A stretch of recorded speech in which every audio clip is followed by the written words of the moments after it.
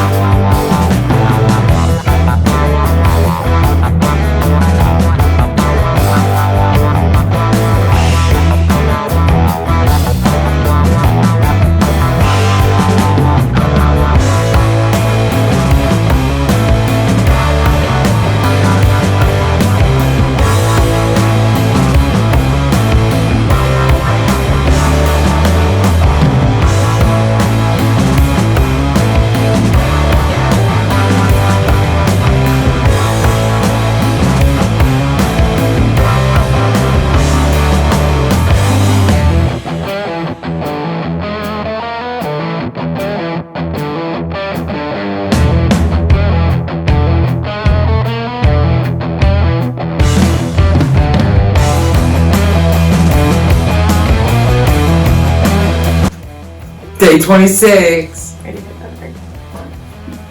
Alright, so we got